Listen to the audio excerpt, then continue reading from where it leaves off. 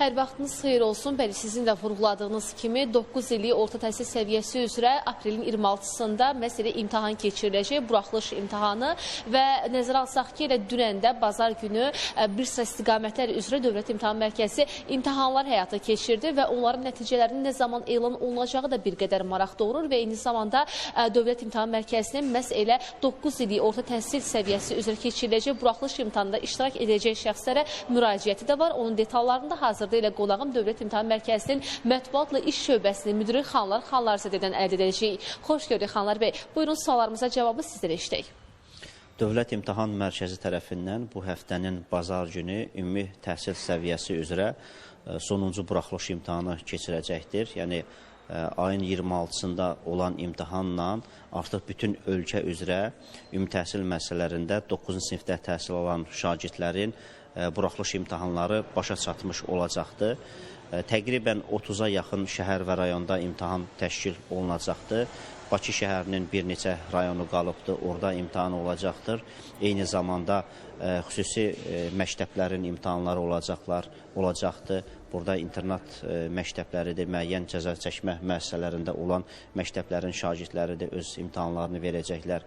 Həmçinin tədrisi gürcü dilində olan məktəblərin şagirdləri ayın 26-sında imtahanlarını verəcəklər.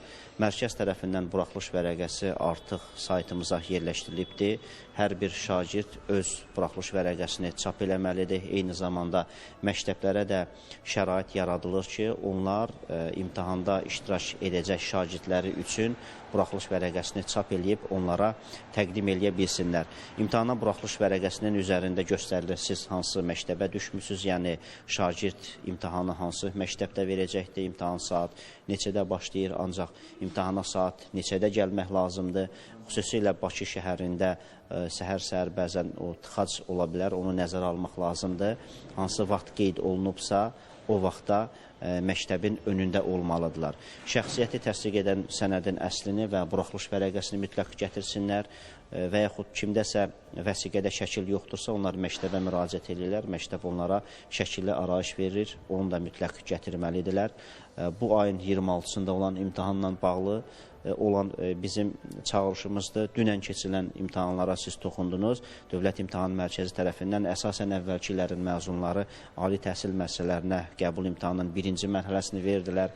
Naxçıvanda olan buraxılış imtahanı bilirsiniz təxirə salınmışdı. Orada olan şagirdlər öz buraxılış imtahanlarını verdilər.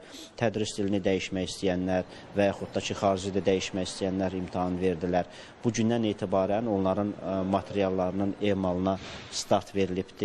Burada yazılı cavab tələb edən tapşırıqlar var. Ona görə də təqribən bir 6 həftədən sonra bu imtahan nəticələri elan olunacaqdır. Təşəkkür edirəm informasiyaları biz və tamaşaçılarımızla paylaşdığınız üçün. Bəli, elə aprelin 26-sı keçirilən buraxılış imtahanı ilə ölkə ərazisində ümumi, yəni keçiriləcək buraxılış imtahanları başa çatacaq və imtahan nəticələri növbəti 6 həftə ərzində açıqlanacaq. Yəni imtahan keçirildiyi tarixdən etibarən və onunla bağlı da Dövlət İmtahan Mərkəzinin rəsmi saytında informasiya təqdim olunacaq və imtahanda iştirak edəcək şəxslər də mütləq şəkildə sənədlərini bir daha yoxlamalıdırlar. İmtahana getməmişdən öncə və vaxtında həmin ərazidə olmalıdırlar. Biləcəyimiz informasiyalarsa bu qədərdir. Sözü yerində sizə ötürürəm. Təşəkkürümü bildirirəm Rəqsanə. Elə bu bağlantı ilə də efirimizi yekunlaşdırırıq. Özünüzə yaxşı baxın.